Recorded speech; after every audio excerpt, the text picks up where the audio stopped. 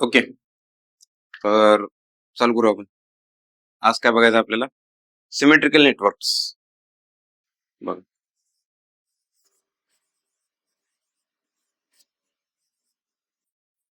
Symmetrical networks. ठीक आहे. Symmetrical networks. आता सिमेट्रिकल नेटवर्क्स म्हणजे काय आहे ते? Okay. Positive sequence network, negative sequence network आणि झिरो सिक्वेन्स नेटवर्क. ठीक आहे. हे 3 नेटवर्क बघायचे आणि ते बघायचे आपल्याला जनरेटरच्या पर्स्पेक्टिव्ह, म्हणजे positive sequence network of generator, negative sequence network of generator, zero sequence network of generator. असं मग याच्यात बघा, परत एकदा आपण त्या पॉइंटला आलो की सिक्वेन्स कॉम्पोनंट्स. सिक्वेन्स कॉम्पोनंट म्हणजे पॉझिटिव्ह, निगेटिव्ह आणि झिरो. बघा, सिक्वेन्स कॉम्पोनंट्स. मग याच्यात कोणते कोणते आले? पॉझिटिव्ह कॉम्पोनंट, निगेटिव्ह कॉम्पोनंट आणि झिरो सिक्वेन्स कॉम्पोनंट. ठीक आहे. आता हे सिक्वेन्स कॉम्पोनंट म्हणजे आहेत काय नक्की? ह्याला तुम्ही कसं समजू शकताय? ओके. आता बघा, कोणतंही एखादं व्होल्टेज असेल, समजा व्होल्टेज असेल किंवा करंट असेल. Okay. VR1 plus VR2 plus VR0 असं म्हटलं याला आपण. एखादा व्होल्टेज असेल, करंट असेल, त्याला आपण पॉझिटिव्ह, निगेटिव्ह आणि झिरो सिक्वेन्स मध्ये असं रिप्रेझेंट केलंय. ओके. आता हे रिप्रेझेंट करताना त्याचा अर्थ काय, ऍक्च्युली मिनिंग काय, त्याचा सिग्निफिकन्स काय? तर बघा, जर तुम्ही असं म्हणाला की हा या तिघांनी बनलेला असतोय, तर हा तसं आपण मॅथमॅटिकली त्याला सांगू शकतोय. ओके. पण ह्या तिघांचा रोल कधी येतो? ज्यावेळी हे 3 व्होल्टेजेस असताना. लक्षात घ्या, म्हणजे या तिघांना कधी अर्थ आहे? ज्यावेळी हे तिघ आले त्यावेळी. लक्षात आलं? हे दोघं कधी येतात? ज्यावेळी ह्या तिघांमध्ये अनबॅलन्स येतो त्यावेळी. ज्यावेळी हे सगळे बॅलन्स असते त्यावेळी ह्यांचा रोल नसतोय, हे येतच नाही. लक्षात आलं? निगेटिव्ह सिक्वेन्स आणि झिरो सिक्वेन्स कॉम्पोनंट येतच नाहीत. म्हणजे हे कधी येणार आहे? ज्यावेळी ह्यांच्यात अनबॅलन्स येईल त्यावेळी. ओके. जर अनबॅलन्स नसेल तर बघा, अनबॅलन्स जर नसेल तर VR1 म्हणजेच VR झाला, VY1 म्हणजेच VY झाला आणि VB1 म्हणजेच VB झाला. अनबॅलन्स नसेल त्यावेळी. ठीक आहे. लक्षात आलं? अनबॅलन्स असले की ते निगेटिव्ह सिक्वेन्स आणि झिरो सिक्वेन्स कॉम्पोनंट येतोय. पण आता त्याचा सिग्निफिकन्स काय? पुढे आपल्याला त्याचे नेटवर्क बघायचे. ठीक आहे, जनरेटरचे सिक्वेन्स नेटवर्क्स. तर त्याचा सिग्निफिकन्स काय बघा. पॉझिटिव्ह सिक्वेन्स कॉम्पोनंट हा बघा, नॉर्मली ज्यावेळी स्टेडी असते सिस्टम, त्यावेळी पण असतो. ठीक आहे. आणि फॉल्ट झाल्यानंतर सब ट्रान्झिएंट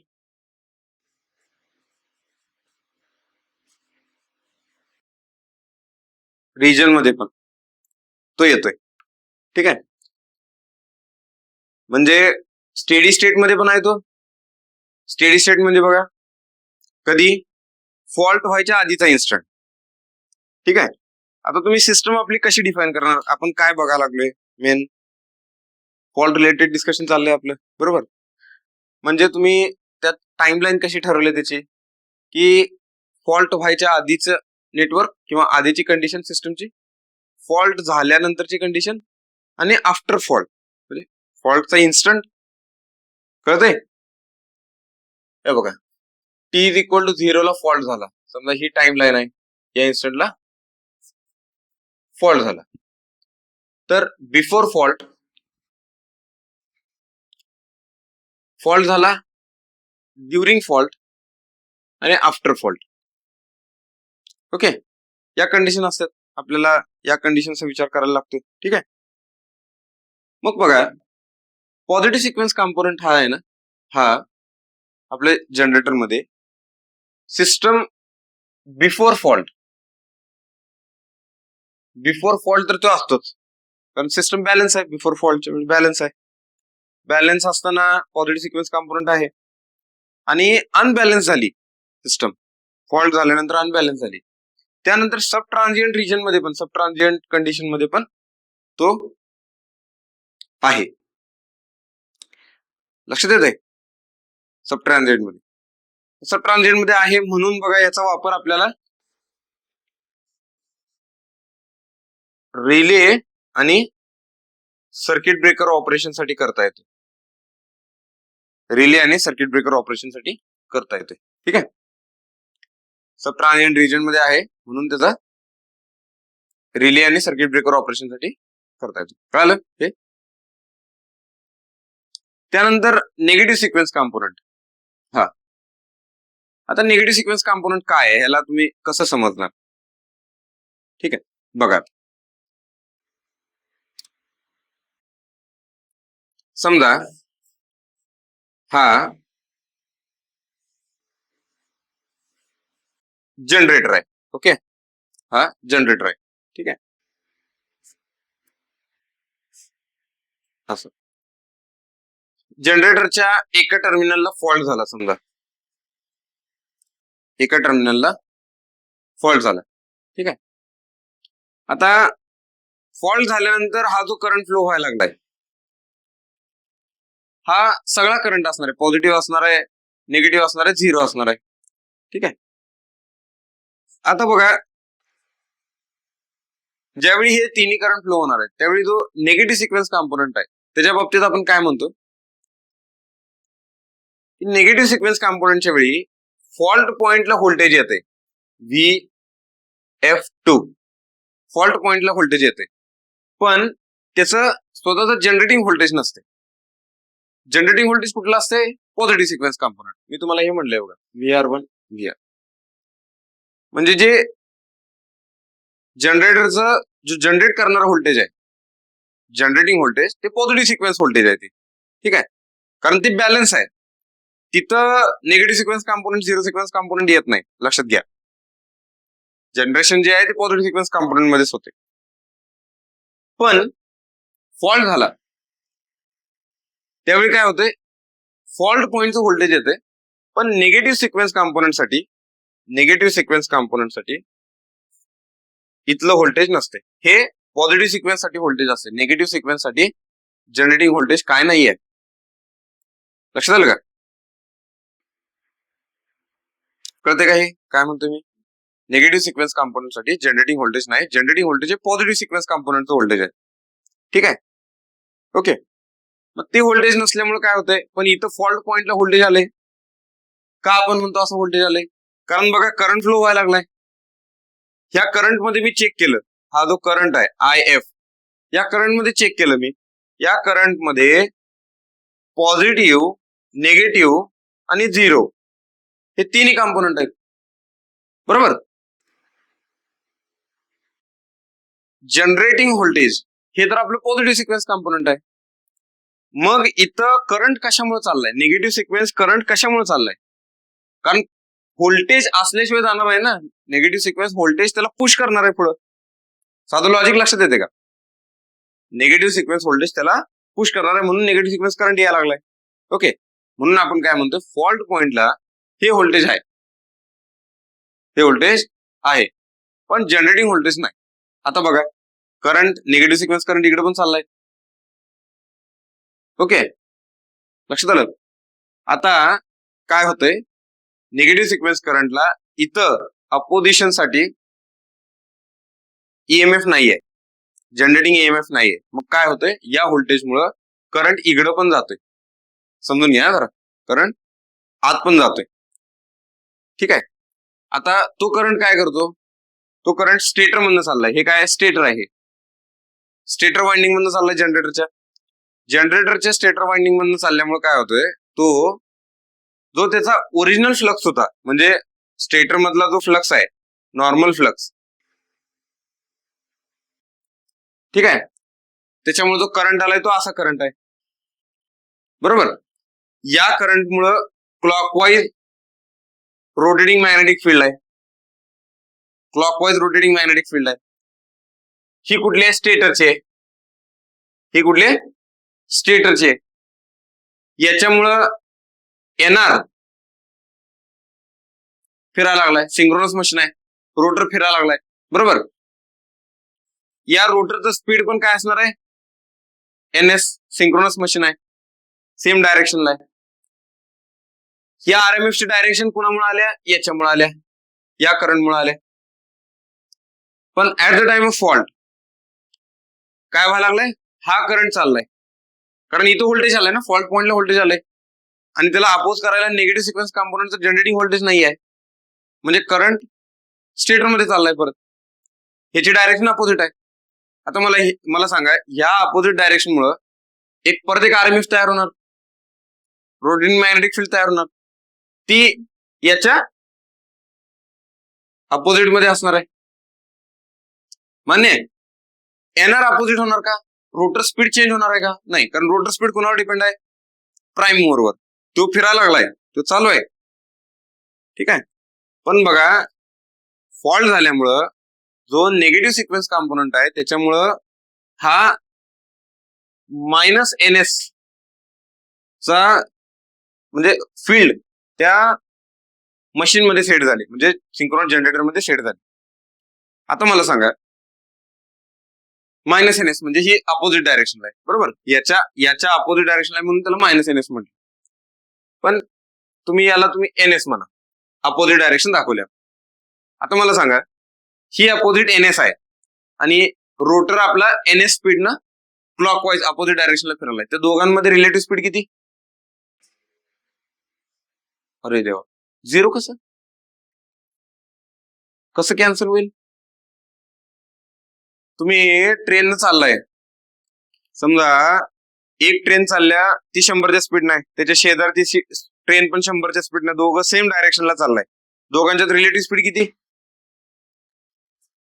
तुम्ही एकमेकांबरोबर बोलू शकणार आहे ना, इमॅजिन करताय का, एकमेकांबरोबर बोलू शकणार आहे, ट्रेन शेजारनं चालली तर बोलू शकणार आहे, हाय हॅलो पत्ते बी खेळू शकणार तुम्ही, समजलं काय.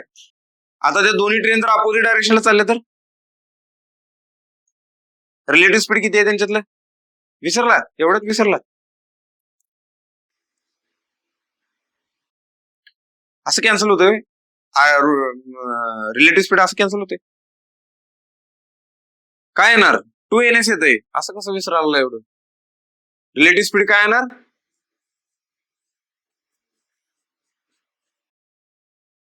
कॅन्सल कसं होणार ते एकमेकांना. ही सिंक्रोनस स्पीड हे अपोजिट डायरेक्शनला फिरायला लागले because of negative sequence component current. याच्यात फील्ड सेट झाली, ती अपोजिट डायरेक्शनला फिरायला लागली. रोटर आपला क्लॉकवाईज NS स्पीडने फिरायला लागलाय, हे अँटी क्लॉकवाईज आहे, दोघांच्यात रिलेटिव्ह स्पीड वाढलं ना, 2NS झालं. ते कळलं का नाही.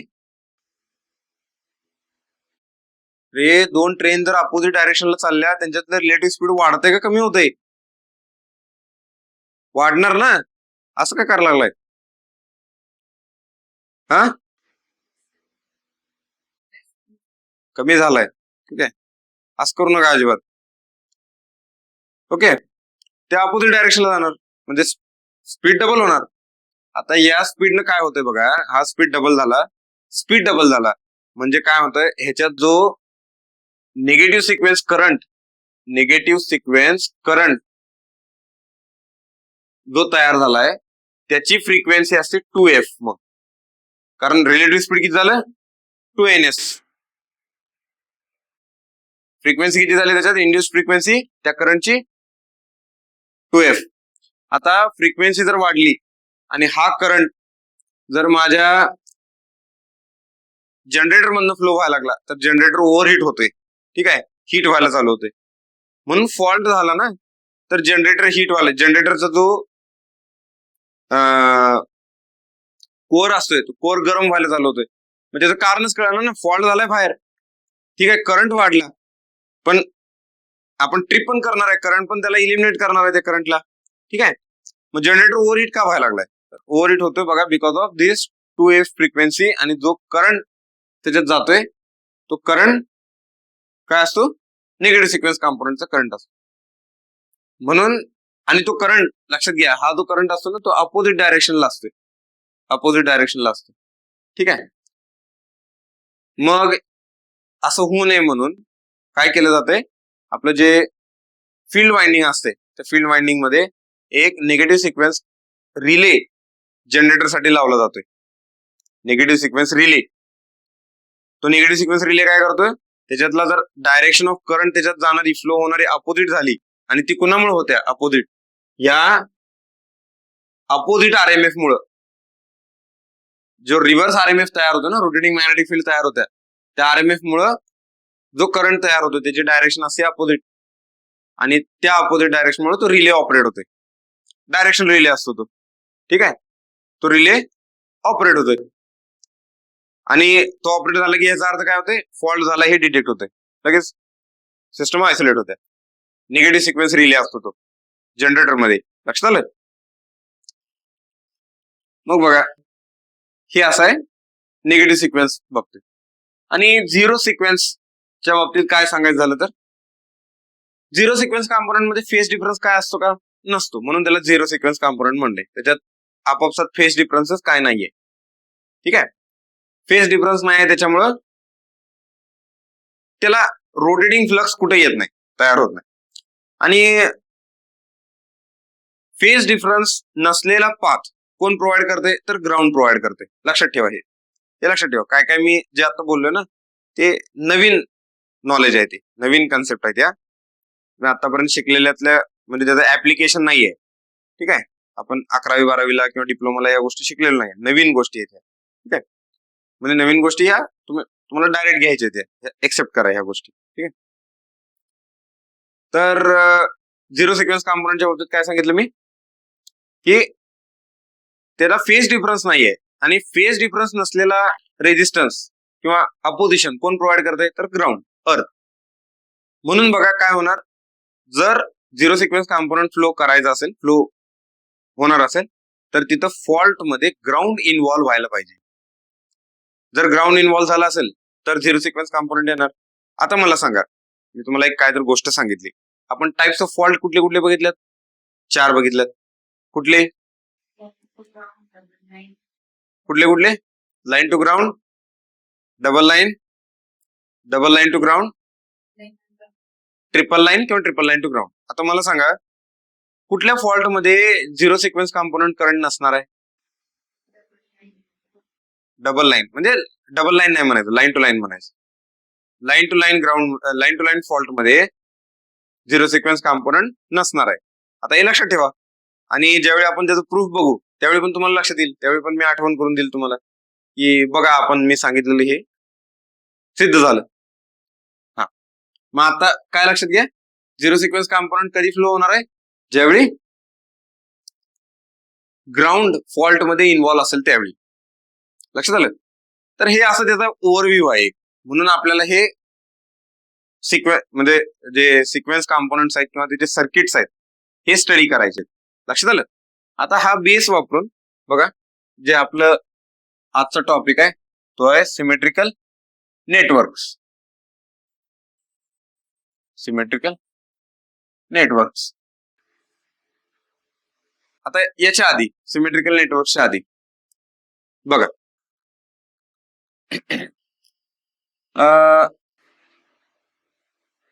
आपण एक कन्सेप्ट बघूया फक्त सिमेट्रिकल नेटवर्कच्या आधी. ठीक आहे,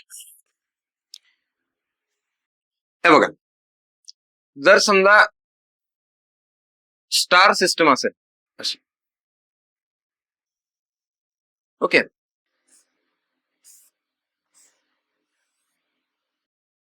स्टार सिस्टम असेल आणि हा करंट आहे IR, IY, IB. ओके, आणि इथला करंट काय असणार आहे, आय एन.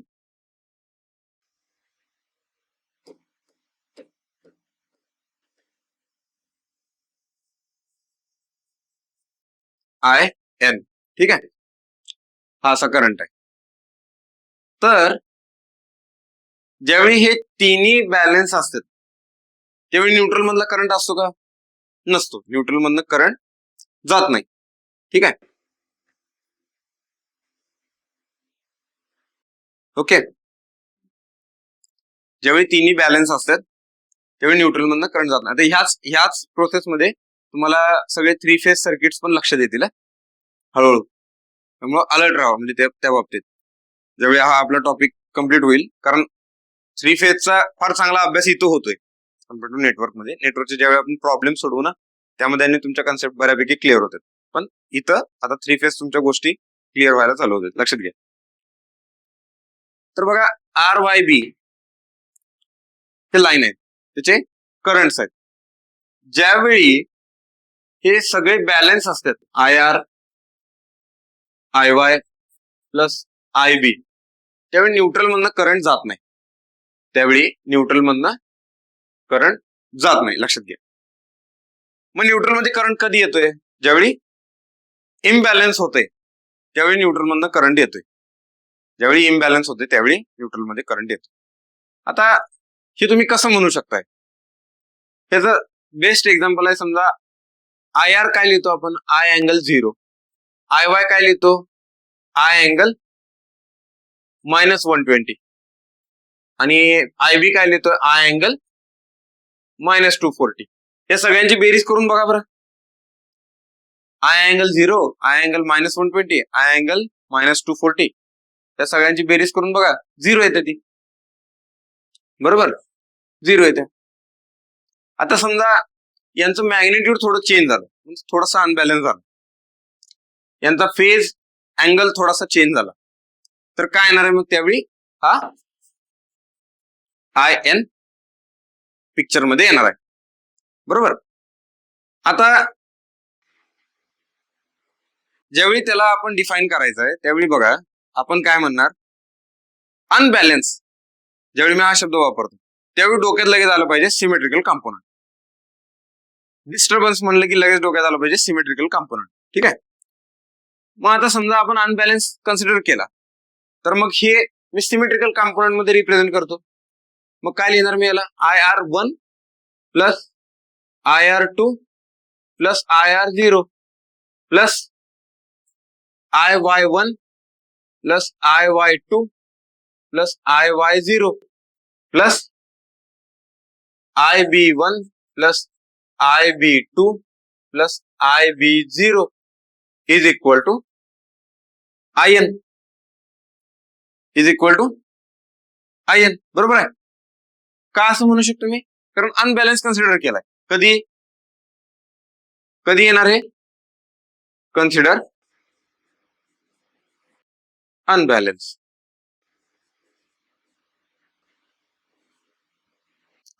काय झालं ते, अनबॅलन्स. ठीक आहे, कन्सिडर अनबॅलन्स. ओके, हे कळलं. हा, आता बघा हे जर मांडलं आपण परत थोडस, आता तुम्हाला आठवले पाहिजेत गोष्टी जुन्या. IR1 plus IR2 plus IR0 plus IY1 ला मी IR1 च्या भाषेत लिहू शकतो ना, कसं लिहिणार, ऑपरेटरच्या भाषेत कसं लिहिणार, हा के स्क्वेअर. करेक्ट, के स्क्वेअर IR1, के स्क्वेअर IR1 झालं, विसरलंय सगळं. के IR2 के IR2 बरोबर. आणि इथं काय लिहिणार मी, IR0, कारण IR0 IY0 आणि IB0 तिघ सेम असतात. तसंच IB1 च्या जागी काय लिहिणार, plus plus IR0 is equal to IN. मग आता IR1 सगळे एकत्र करा. IR1 1 plus K square plus K plus IR2 एकत्र करा. 1 plus K square plus IR0 एकत्र करा. 3 IR0 is equal to IN. याची व्हॅल्यू काय द्या? 0. याची व्हॅल्यू काय द्या? 0. मग काय झालं? हे काय आलं? IN is equal to 3 IR0. Okay, हे फार महत्वाचं डिस्कशन झालं आपलं सिक्वेन्स नेटवर्क मध्ये. तुम्हाला लक्षात येईल हा पॉइंट फार फार महत्वाचा आहे. ठीक आहे, कारण जो न्यूट्रल करंट असतो तो 3 टाइम्स IR0 असतो. म्हणजे काय, न्यूट्रल मधनं ज्यावेळी अनबॅलन्स होते त्यावेळी न्यूट्रल मधनं जो करंट जातो ना तो 0 सिक्वेन्स कॉम्पोनंट ऑफ करंटच्या 3 पटीनं असतो. लक्षात आलं? 3 पटीनं असतो. लक्षात घ्या, हा महत्वाचा पॉइंट आहे. मग पुढं आता आपल्याला बघा पॉझिटिव्ह सिक्वेन्स नेटवर्क बघायचं आपल्याला. Positive sequence network. ठीक आहे, पॉझिटिव्ह सिक्वेन्स नेटवर्क कसं असते? याच्यात हा ER1 EMF आहे. ठीक आहे, त्यानंतर हा काय, याला आपण Z01 म्हणूया. Z01 positive sequence impedance. आता तिथे रिएक्टन्स दाखवलंय मी, पण तुम्ही एक्स पण म्हणू शकता त्याला, झेड म्हणा, जनरलाइज करू आपण गोष्टी. दोन्ही चालते, दोन्ही करेक्ट आहे, काय प्रॉब्लेम नाही त्याच्यात. आणि इथं काय असणार आहे? हे VR1 आणि इथला करंट काय असणार आहे? हा IR1. मग हे झालं पॉझिटिव्ह सिक्वेन्स नेटवर्क. असं नेटवर्क असतं, कारण पॉझिटिव्ह सिक्वेन्स मध्ये EMF येतो. मी मगाशी तुम्हाला सांगितलं जनरेटर मध्ये जो जनरेटिंग EMF असतो तो पॉझिटिव्ह सिक्वेन्स असतो. ठीक आहे, positive sequence impedance, positive sequence current आणि पॉझिटिव्ह सिक्वेन्स व्होल्टेज. ओके, आता जर समजा मी KVL अप्लाय केला तर काय लिहिणार मी? सांगू शकताय? Minus plus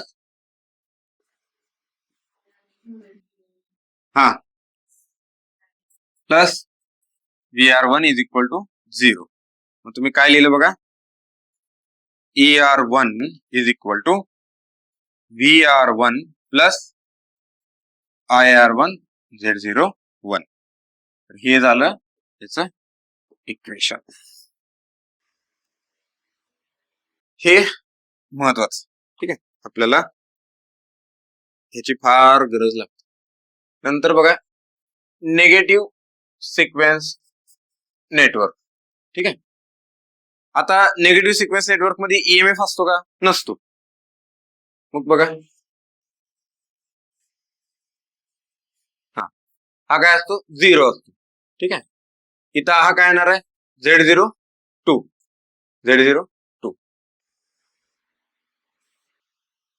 okay, negative sequence मध्ये व्होल्टेज असते, टर्मिनल व्होल्टेज असते. ठीक आहे, म्हणजे बघा VR2. आता तुम्ही असं पण लिहू शकता, इथं आता Z02 लिहिलंय मी, तिथं ZR2 पण लिहू शकताय. ठीक आहे, काय प्रॉब्लेम नाही त्याला. आर फेजच्या बाबतीतच बघायला लागलोय आपण. आणि हा काय करंट असणार आहे? IR2. आता इथे इक्वेशन काय लिहिणार मी?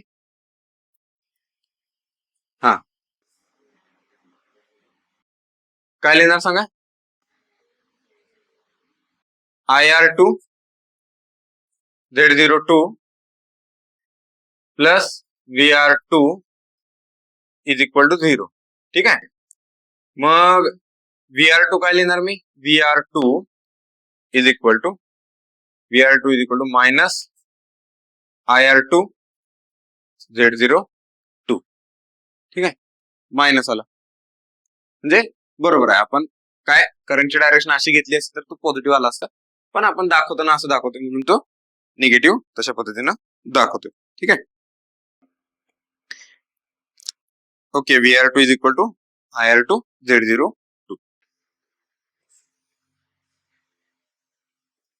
ओके, आता बघा zero sequence network.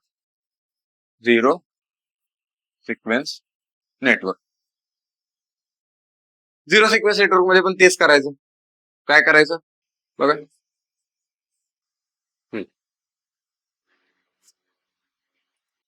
Okay,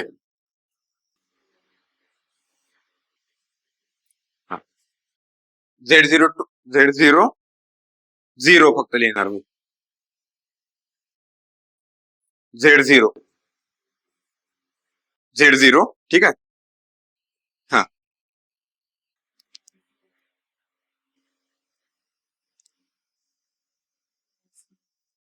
Z0 लिहिला. इथं काय असणार आहे? हा VR0. VR0. ओके. हा, आता पुढं हा काय करंट असणार आहे? IR0. ठीक आहे, IR0. आता बघा Z0 लिहिताना मगाशी इम्पिडन्स पण आपला आला. कुठला आला? आता ज्यावेळी झिरो सिक्वेन्स कॉम्पोनंट येतोय त्यावेळी आपण काय म्हणतो त्याला? तो ग्राउंड असतोय. बरोबर, तो ग्राउंड असतोय. म्हणजे एक ग्राउंड इम्पिडन्स पण येतो याच्यात. लक्षात आलं? एक येतो ग्राउंड इम्पिडन्स पण येतो. ठीक आहे.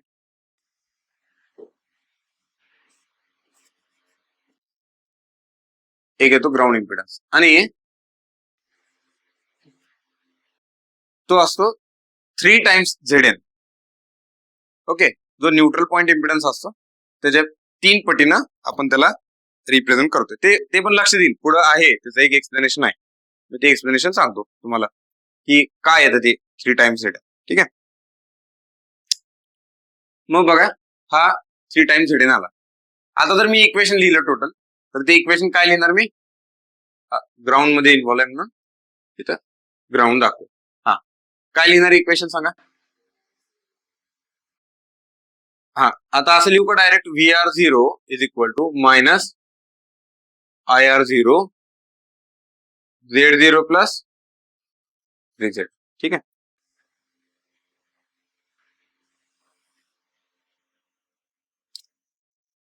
हे असे 3 सिक्वेन्स नेटवर्क्स आहेत. हे सिक्वेन्स नेटवर्क्स आपल्याला डिस्कशन मध्ये पुढे वापरायला लागतात. ओके.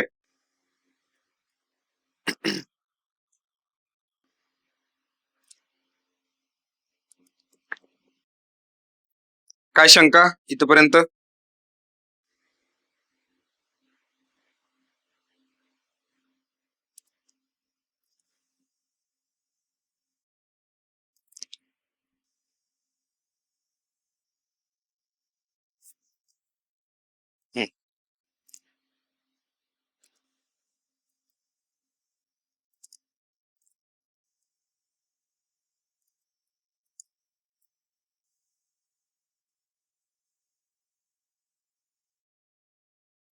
बर,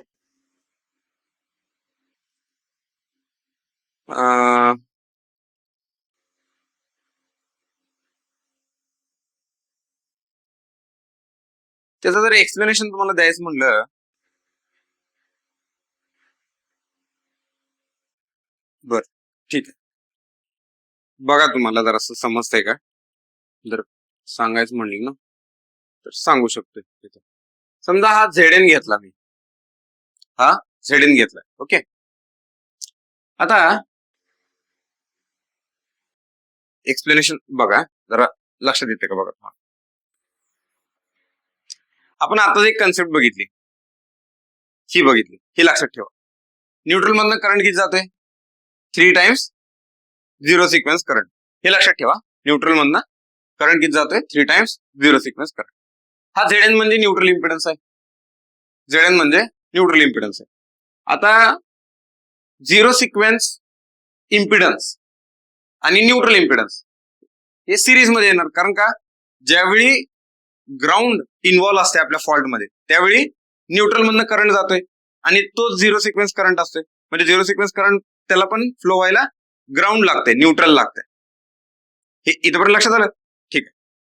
मग मला सांगा, VR0 जर मला लिहायचं आहे, VR0 मला लिहायचंय, तर मला इथलं व्होल्टेज लिहायला लागेल या पॉइंट मधलं. मी हे म्हणतो व्होल्टेज X, हे व्होल्टेज लिहायला लागेल. हे व्होल्टेज लिहायला लागेल, हे म्हणतो मी Y. आता हे X व्होल्टेज म्हणजे काय आहे? X म्हणजे काय? व्होल्टेज म्हणजे कसं लिहितो आपण? Current into impedance.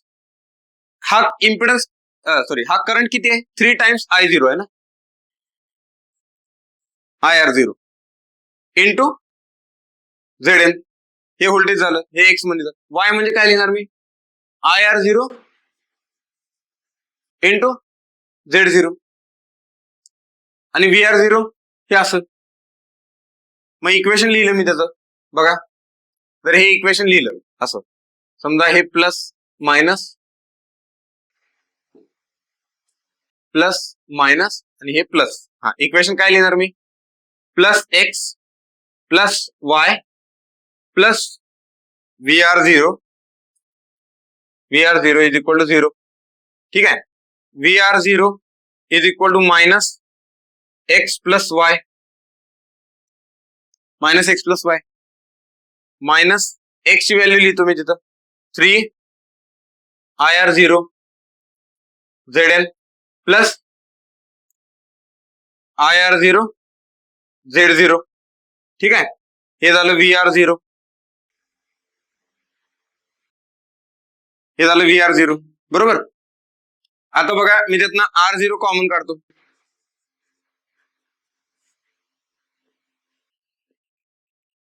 हा IR0 काय आलं? 3ZN plus Z0. हा आता तुम्ही काय म्हणू शकता याला? बघा, हे असं इक्वेशन आलं. आता इथं न्यूट्रल पॉइंट इम्पिडन्स आपला ZNच असतोय. ऍक्च्युली आपण 3 टाइम्स ZN लावतोय तिथं? नाही, लावत नाही तिथं. पण ज्यावेळी सर्किट मध्ये रिप्रेझेंट करतो आपण त्याला, त्यावेळी हा I0 सिरीज मध्ये सेम असतोय, हा इम्पिडन्स सिरीज मध्ये येतोय. म्हणून तो प्रॉब्लेम, जो प्रॅक्टिकल प्रॉब्लेम आणि थेरॉटिकल प्रॉब्लेम, हा बॅलन्स करायला, मॅनेज करायला आपण काय म्हणतोय? थेरॉटिकली न्यूट्रल पॉइंट इम्पिडन्स आपण काय म्हणतोय? 3 टाइम्स घेतो त्याला, 3 टाइम्स घेतो. ठीक आहे. तो येतोच त्यात. म्हणजे I0 सिरीज मध्ये इम्पिडन्सेस ऍड होतात, करंट सेम असतोय. मग करंट मी I0 घेतला फक्त. मग करंट जर I0 यातनं बाहेर काढला तर बघा इथं काय आला? 3ZN आला. म्हणून इथं ZNच्या जागी आपण 3 लिहितोय आणि ही नेटवर्क असं रिप्रेझेंट करतो. लक्षात आलं का? ऍक्च्युली आपण हे पहिला करतोय आणि ह्याच्यावरून ही नेटवर्क तयार करतोय. लक्षात घ्या, असं आहे. पण ते इक्वेशन रिलेटेड जे आपण पहिला ऍझम्पशन्स मानतो ना, ते समजायला थोडस आपल्याला डायजेस्ट होत नाही. म्हणजे ज्यावेळी आपण डायरेक्टच त्या इक्वेशन वरून डिस्कस करायला चालू करतो ना, त्यावेळी आपल्याला डायजेस्ट होत नाही. म्हणून जरा थोडासा एक वेगळा अप्रोच आपल्याला फॉलो करायला लागतो. ठीक आहे. प्रत्येक वेळेला आपल्या डोक्यात मग असे ते आपले गॉबलिन्स असतात ना, ते दंगा करायला लागतात. हे कुठं आलं, हे कसं आलं, हे काय आलं, हे असं कसं, हे तसं कसं. तर ह्या गोष्टी तुम्ही पहिल्यांदा अभ्यास करा. जरा जरा तुम्ही अभ्यास करत करत जरा पुढे जाल ना, मग तुम्हाला या गोष्टी ऑटोमॅटिक पटायला लागतील की हा हे असं असतं, हे असं असतं. ठीक आहे. मी म्हणलं ना तुम्हाला, इलेक्ट्रिकलचा अभ्यास हा जरा लूप मध्ये असतोय. लूप मध्ये म्हणजे त्याचा अर्थच असा आहे की तुम्ही अभ्यास केला, एका सब्जेक्ट पासून चालू केला, तर तुम्हाला समजताना फक्त एवढाच सब्जेक्ट समजणार आहे. हा सब्जेक्ट समजणार नाही, म्हणजे त्यातल्या काय काय कन्सेप्ट असे मिस होणार आहेत त्या. मग पुढे ज्यावेळी जाल त्यावेळी ह्यातले थोडासा बेस पुढच्या सब्जेक्टला यूज होणार, म्हणून हा जरा जास्त समजणार. पण स्टील तो पुढचा पण समजणार नाही, थोडासा मिस होणार जरासं. मग हा जरा जास्त समजला, त्यामुळे हा थोडासा अजून जास्त समजणार. ठीक आहे. हा थोडासा अजून जास्त समजणार. आता हा अजून समजला जास्त, त्यामुळे हा जरा अजून जास्त समजतोय. मग हा जरा जास्त समजला ना, मग आपल्याला लक्षात येते की हा, मग ह्याचा थोडासा बेस येत आहे, मग ह्याच्या कन्सेप्ट क्लिअर व्हायला चालू होतात. ह्या क्लिअर होतात ऑटोमॅटिक डोक्यात. मग ह्या क्लिअर झाले की मग हे पण क्लिअर होते. मग हे क्लिअर झालं की हे पण क्लिअर होते, जे मिस आपले डाऊट्स असतात ते. आणि हे डाऊट क्लिअर झाले की हे पण डाऊट क्लिअर होतात. असं असते. समजलं का? थोडं थोडं ते नंतर ती मॅच होते. एकदा झालं ना, सगळं शिकून झालं ना, मग ह्या कन्सेप्ट परत तुम्ही रिवाइज करताना, हा ह्याचा बेस येत आहे, मग ह्याचा बेस येत आहे, मग हे असं आहे, मग हे असं, मग हे क्लिअर होत आहे. ठीक आहे, लक्षात आलं? आता अभ्यास करा फक्त. ते मी तुम्हाला म्हणलं ना, एक युट्यूबवर व्हिडिओ आहे बघा, एक मला मस्त व्हिडिओ आहे, कधी तर बघा. ते आपण काय असं ते छोटे छोटे उभे असे ब्लॉक असतात छोटे छोटे, किंवा विटा, ते विटा अशा उभ्या केल्यात एकमेकांच्या शेजारी, आणि त्या पाडल्या की एक विट दुसऱ्यावर पडत्या, तिसऱ्यावर पडत्या, अशी पडत पडत पडत पडत जाते. बघितले? त्याच्यात एक पुढचा व्हिडिओ आहे. म्हणजे असे भिंत बांधणारे लोक आहेत, ते काय करतात, त्या विटा अशा ठेवलेल्या असतात त्यांनी. ठीक आहे, त्या भिंतीवर विटा ठेवलेल्या असतात, आणि एक वीट पाडते, ते सगळ्या विटा पडत पडत पडत पडत जातात. आणि लास्टला बघूया, ते आपल्याला व्हिडिओ मिळतोय का बघूया, एक मिनिट. आपल्याकडे सगळ्या फॅसिलिटी आहेत. ठीक आहे, ब्रिक सीके डॉमिनो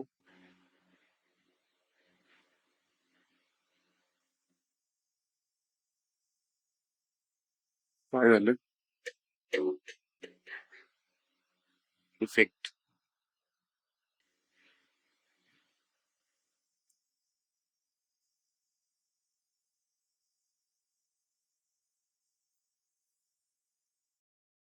हे बघा, हे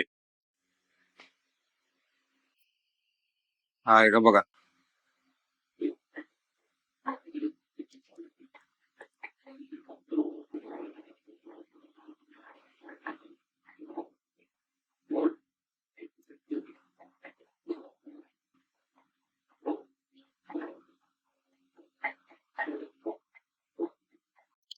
सगळे तिरके एकमेकांवर पडलेत ना.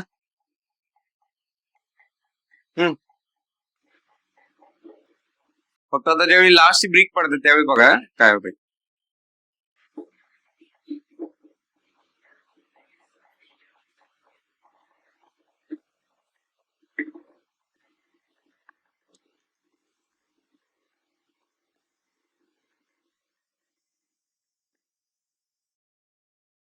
झालं का मॅच?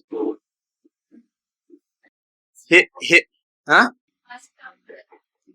फास्ट काम नाही हो, कामासाठी नाही दाखवलं, हे करायचं नाही आपल्याला.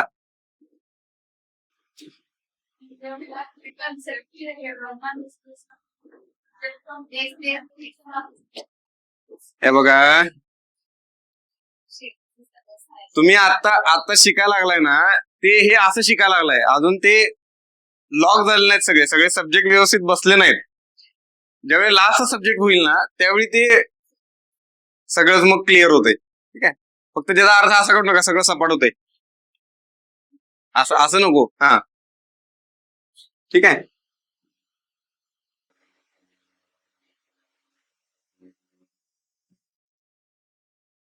ओके, तर आपल्या इलेक्ट्रिकलचा जरा अभ्यास तसा आहे, त्याच्यामुळं मला ते होऊन जाईल क्लिअर. लक्षात आलं हे?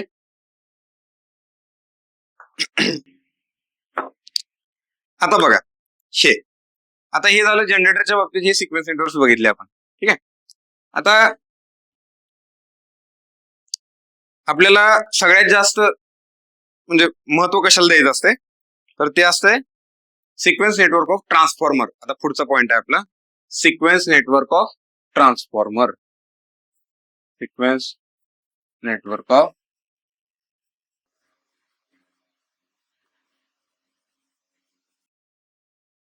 ट्रान्सफॉर्मर. ठीक आहे, काय बघितलं आपण आपल्या पॉवर सिस्टम मध्ये, काय काय गोष्टी इम्पॉर्टंट आहेत बघा. एक आहे जनरेटर, नंतर आहे ट्रान्समिशन लाईन, तिसरा आहे ट्रान्सफॉर्मर. ठीक आहे, बरं तुम्हाला जर इच्छा असेल तर, इच्छा नाही असेल, तुम्हाला इच्छा नसेलच पण मला इच्छा आहे, त्यामुळं आपण त्याच्या आधी sequence network of transmission line बघू. Okay, sequence network of transmission line बघा, लय अवघड आहे sequence network of transmission line म्हणजे.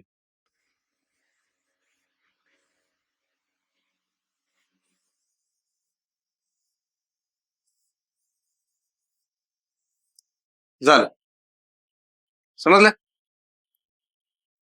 Z01, Z02, Z0 positive sequence network of transmission line, negative sequence network of transmission line, zero sequence network of transmission line. अवघड आहे की नाही? Okay, झालं. हे सिक्वेन्स नेटवर्क आहे. Positive sequence network, negative sequence network आणि zero sequence network. ठीक आहे, झिरो सिक्वेन्स नेटवर्क. जर तुम्हाला विचारलं ट्रान्समिशन लाईनचे पॉझिटिव्ह, निगेटिव्ह आणि झिरो सिक्वेन्स नेटवर्क काय, तर ते हे आहेत. Sending end voltage, receiving end voltage, sending end voltage, receiving end voltage, असं एकदम सिंपल, काहीच नाही ह्याच्यात. ठीक आहे, बऱ्याच वेळेला हे डिस्कस पण करत नाहीत, काय हे डिस्कस करा. ठीक आहे, तुमच्या नोट्स मध्ये असावं म्हणून हे. पण बघा, सगळ्यात इम्पॉर्टंट पॉइंट कुठला या सिक्वेन्स नेटवर्क मध्ये, तर तो आहे सिक्वेन्स नेटवर्क ऑफ ट्रान्सफॉर्मर. सगळ्यात इम्पॉर्टंट, सगळ्यात. आता जे बघितलं आपण, जनरेटर बघितलं, ट्रान्समिशन लाईन बघितलं, पण ह्या तिघांमध्ये पण सगळ्यात इम्पॉर्टंट म्हणजे सिक्वेन्स नेटवर्क ऑफ ट्रान्सफॉर्मर. आता काय आहे बघा, सिक्वेन्स नेटवर्क ऑफ ट्रान्सफॉर्मर हा एक झाला पॉझिटिव्ह सिक्वेन्स, हा एक झाला निगेटिव्ह सिक्वेन्स.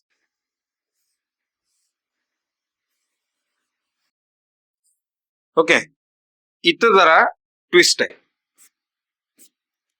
इथं जरा ट्विस्ट आहे, लक्षात घ्या. हा जो पार्ट आहे ना,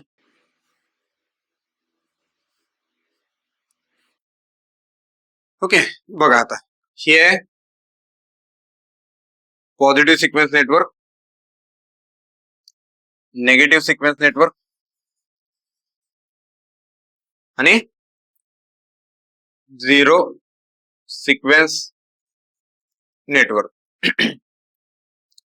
झिरो सिक्वेन्स नेटवर्क. तसंच हे इम्पिडन्स काय असणार आहेत, Z01, Z02 आणि Z0. आता बघा, ट्रान्सफॉर्मर मध्ये पॉझिटिव्ह सिक्वेन्स नेटवर्क आणि निगेटिव्ह सिक्वेन्स नेटवर्क दोन्ही सेम आहे. त्याचा काय काय अभ्यास करणार आहे, लक्षात ठेवायचं. ठीक आहे, सगळ्यात एक्झामिनरचा फेवरेट पार्ट म्हणजे बघा हा. ठीक आहे, झिरो सिक्वेन्स नेटवर्क. ह्याच्यावर इतके क्वेश्चन भारी भारी फ्रेम होतात, त्याला काही नियम नाही. म्हणजे या छोट्याशा पॉइंटवर जर समजा सिक्वेन्स नेटवर्क बघितलं आपण, जे सिक्वेन्स नेटवर्क आता बघितलं, ठीक आहे, तर मी एक्झामिनर असेल तर ह्यातला जर मला क्वेश्चन फ्रेम करायचा असेल तर सगळ्यात मोस्ट फोकस माझा कुठं असणार आहे, याच्यावर. समजलं? म्हणजे तुमचा अभ्यास इथपर्यंत झाला पाहिजे, हे तुम्हाला यायला पाहिजे. बाकीचे जे बघितले ते हे तुम्हाला कळावं म्हणून बाकीचं बघितलं. समजलं का? म्हणजे एक्झामिनरच्या डोक्यात त्याच्यावर क्वेश्चन फ्रेम करणं जास्त नसते, जास्त फोकस करत नाही, सगळ्यात जास्त फोकस करतो याच्यावर. आता हे काय आहे बघा, लक्षात घ्या. थोडस मी थोडक्यात सांगतो. आपले जे ट्रान्सफॉर्मर आहेत, ते ट्रान्सफॉर्मर स्टार आणि डेल्टा कनेक्शन असतात त्याचे, बरोबर. Delta star, delta delta, star, grounded delta. ठीक आहे, हे असत, हे असे कनेक्शन असतात. ज्यावेळी म्हणजे हे कळतं ना तुम्हाला, primary secondary, primary secondary, primary secondary असं आहे. ज्यावेळी समजा प्रायमरी साईडला लूप असेल, प्रायमरी साईडला लूप असेल, म्हणजे कुठलं वाइंडिंग असेल, डेल्टा. प्रायमरी साईडला लूप असेल म्हणजे डेल्टा वाइंडिंग असेल त्यावेळी हा स्विच क्लोज होतोय, म्हणजे हे क्लोज करायचं S1. समजलं? जर समजा प्रायमरी साइडला स्टार असेल आणि ग्राउंड केलं असेल, स्टार आणि ग्राउंड म्हणजे अर्थ थ्रू पाथ असेल तर हे क्लोज करायचं. लिहून देणार आहे मी, पहिला सांगतो. समजा सेकंडरी साइडला आला तुम्ही, सेकंडरी साइडला डेल्टा असेल तर हे क्लोज करायचं, आणि सेकंडरी साइडला स्टार ग्राउंड केलेला असेल तर हे क्लोज करायचं, आणि ग्राउंड नसेल तर क्लोज करायचं नाही. ग्राउंड नसेल तर क्लोज करायचं नाही. झालं, हे नेटवर्क, झिरो सिक्वेन्स नेटवर्क. आता ते बघूया आपण, मी तुम्हाला लिहून देतो पुढं, लक्ष द्या.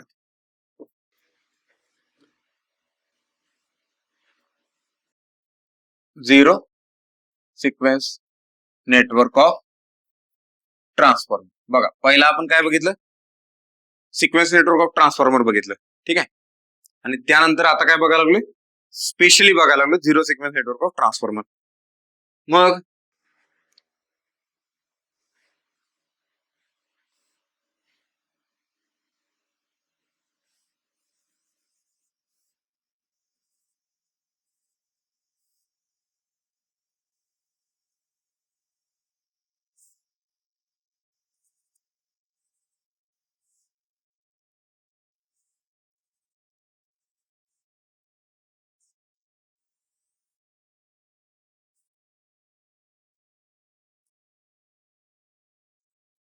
Z0, ठीक आहे. समजा याला मी S1 म्हणलं, याला S2 म्हणलं, याला S3 म्हणलं, याला S4 म्हणलं, ठीक आहे.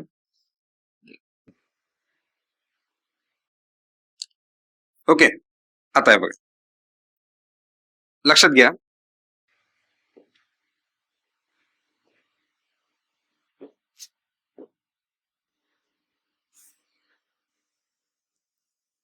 ही विसरू नका की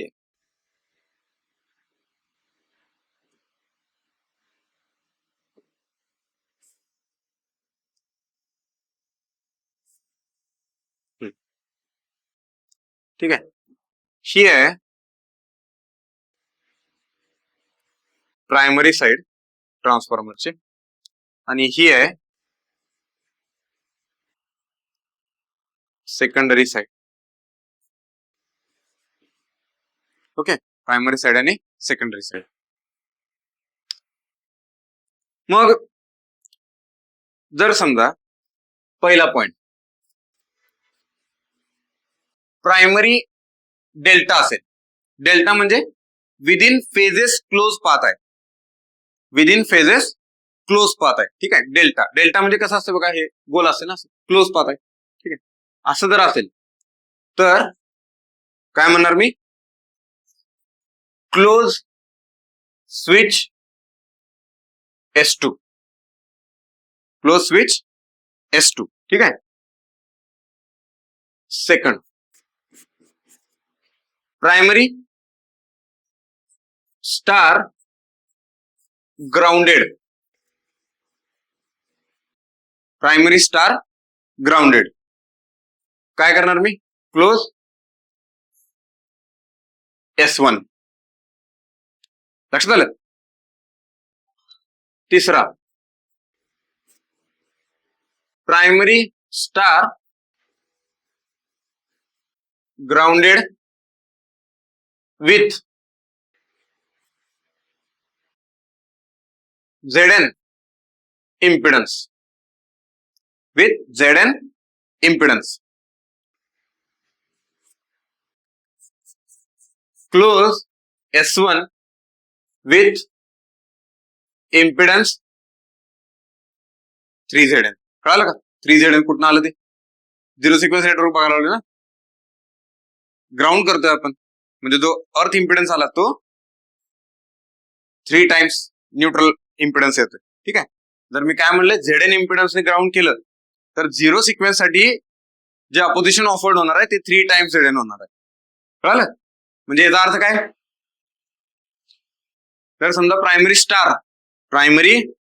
स्टार आहे आणि ते एका ZN या इम्पिडन्सने ग्राउंड केलंय, स्टार पॉइंट ZN इम्पिडन्सने ग्राउंड केलाय, तर मी काय करणार, इथं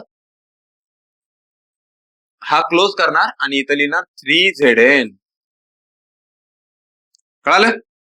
लक्षात राहील? पुढं प्रॉब्लेम बघायचे आपल्याला. वेळ आहे का आपल्याकडे? हाय. प्रॉब्लेम बघायचे. ओके, कळालं हे?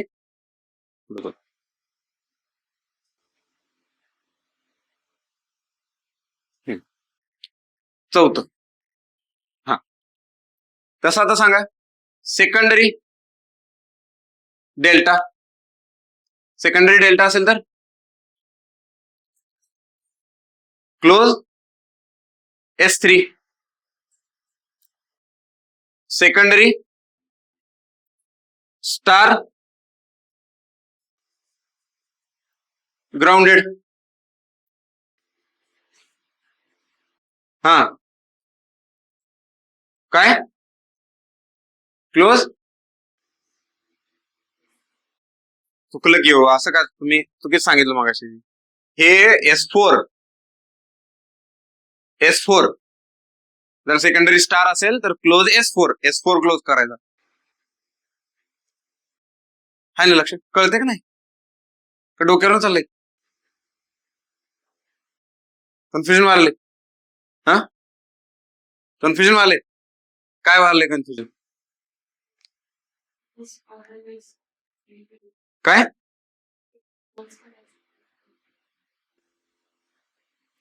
ट्रान्सफॉर्मरचे वाइंडिंग कसे असतात? स्टार डेल्टा स्टार असे असतात ना. ठीक आहे, समजा प्रायमरी डेल्टा कनेक्शन आहे, प्रायमरी डेल्टा असेल तर स्विच S2 क्लोज करायचा. S2 हा सांगतो तुम्हाला आता, हे लक्षात घे, हे नियम आहे. रूल्स अँड रेग्युलेशन्स मध्ये कधी डाऊट घ्यायचं नाही, ते रूल आहेत. लक्षात आलं का? हे रूल आहेत त्याचे. पुढे सांगतो तुम्हाला कसं हे आहे. हे परत एक एक्झाम्पल घेतो, एक्झाम्पल मला लक्षात येईल. सेकंडरी स्टार ग्राउंडेड असेल तर क्लोज काय करायचा? S3. आणि जर तो इम्पिडन्स ग्राउंड असेल, secondary star with ZN impedance ground केलाय मी, ग्राउंडेड विथ इम्पिडन्स, तर काय येणार? Close S3 with 3ZN. ठीक आहे. आता हे नियम आहेत, इथं म्हणूया आपण rules to draw zero sequence network of transformer. लक्षात आलं? आता बघा, एखादं एक्झाम्पल घेऊ म्हणजे तुम्हाला क्लिअर होऊन जाईल. आता समजा ट्रान्सफॉर्मर आहे तुमचा डेल्टा ट्रान्सफॉर्मर आहे डेल्टा. तर झिरो सिक्वेन्स नेटवर्क कसा ड्रॉ करायचा? Zero sequence network. हा बघा,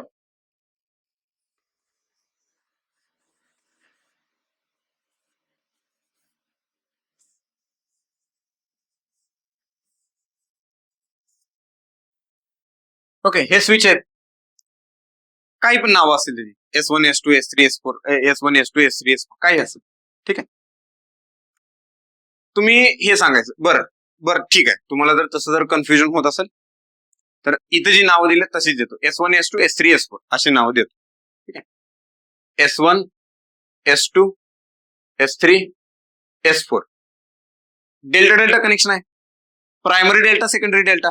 ठीक आहे, आता मला सांगा कुठलं क्लोज करायचं?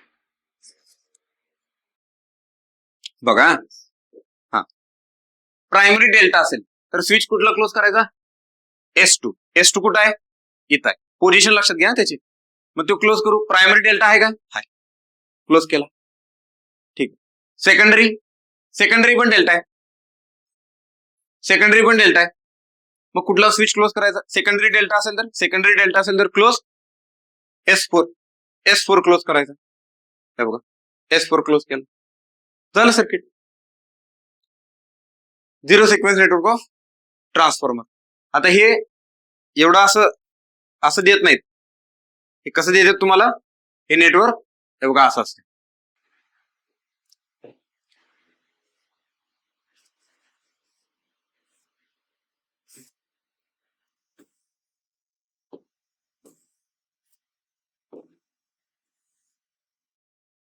हे असं असतं. ठीक आहे, प्रायमरी, सेकंडरी, Z0. समजलं? Zero sequence network of transformer. आता कळालं? आणि पुढे सांगतो एक्झाम्पल. डेल्टा डेल्टा झालं. चला आता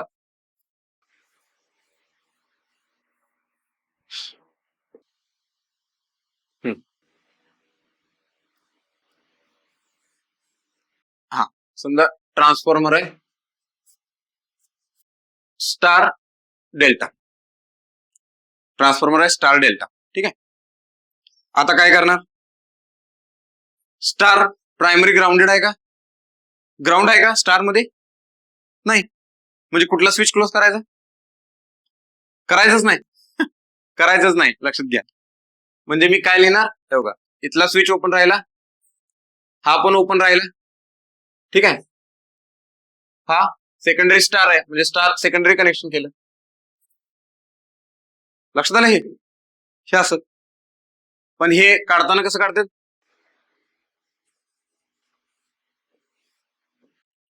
असं. हे ओपन आहे ना, असं काय असं काय, आणि हा काय झाला? Z0.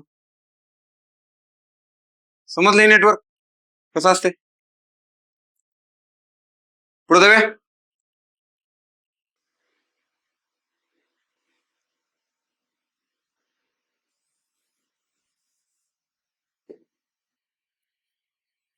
हा, समजा डेल्टा स्टार आहे ट्रान्सफॉर्मर, डेल्टा स्टार आहे. आता हा, हे बघा, तुम्ही सांगायचं आता. ठीक आहे, थांबा थांबा थांबा थांबा थांबा थांबा. हा, सांगा आता. हे ना सांगायचं. हा, नाव लिहिणार नाही मी. नाव नाही सांगायचं. हा, बरं, नाव सांगतो. बरं सांगत असं सांगायचं. हे तुम्ही हे म्हणले मी हे म्हणणार. ठीक आहे, मग नाही म्हणायचं. ठीक आहे, हा, सांगा कुठला डेल्टा स्टार आहे, काय करणार? हा, कुठला S2 आहे? पहिला S2 क्लोज केला. चला, ओके, करेक्ट.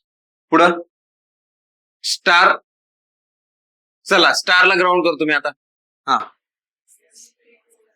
S3 क्लोज करणार. करेक्ट. इम्पिडन्स ग्राउंड केलं की त्याला? नाही, म्हणजे इथे इम्पिडन्स येणार नाही. लक्षात आलं? हा, पुढचा क्वेश्चन तो आहे बघा. म्हणजे ह्या सर्किटला मी कसं काढू शकतोय? जर तुम्ही बघितलं तर हे असं येते. समजलं? तुम्ही एक्झाम मध्ये बघाल ते असं बघणार. लक्षात आलं? ओके.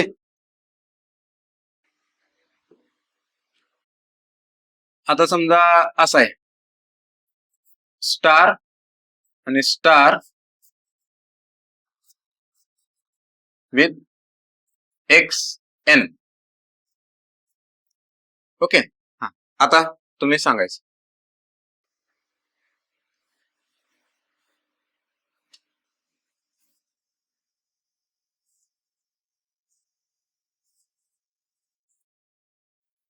सांगा कसं करायचं? कुठला? हा क्लोज करायचा काय? हा करायचं का? हा करायचं का? कसं करायचं? Yes, correct. कशाने करायचं? 3XL. हा काय? X0. हे सगळे ओपन. म्हणजे एक्झाम मध्ये तुम्हाला काय बघायला मिळणार?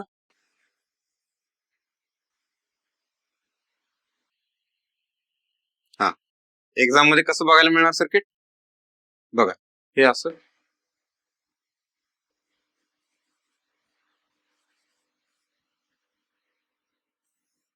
हे असं Z03 ZN हे बघायला मिळणार असं. लक्षात आलं? हे कशाचं सर्किट आहे? हे याचं सर्किट. त्यावेळी कळलं पाहिजे त्याचा अर्थ काय. डायरेक्ट असे सर्किट आले की कळत नाही. मग आता रिव्हर्स जाऊया. रिव्हर्स जाऊया. आता सर्किट देणार, तुम्ही ट्रान्सफॉर्मरचं कनेक्शन सांगायचं.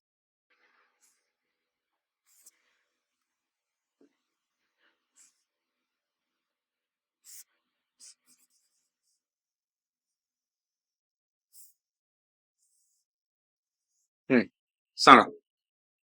हा, delta delta correct. Delta delta. आता काय जमलंय तुम्हाला याच?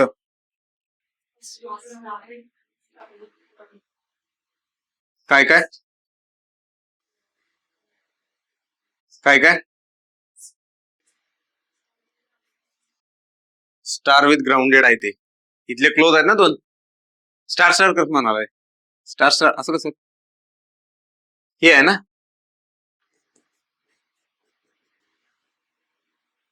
स्टार विथ ग्राउंडेड आहे. हे क्लोज आहे, हा पण क्लोज आहे.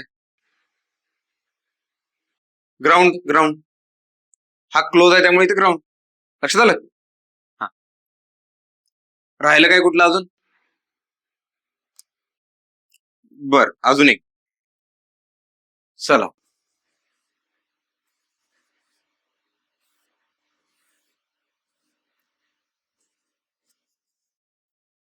हा सांगा. हे कुठलं?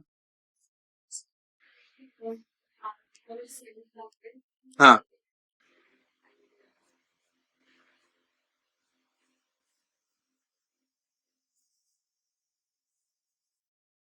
Delta primary secondary. ओके, झालं.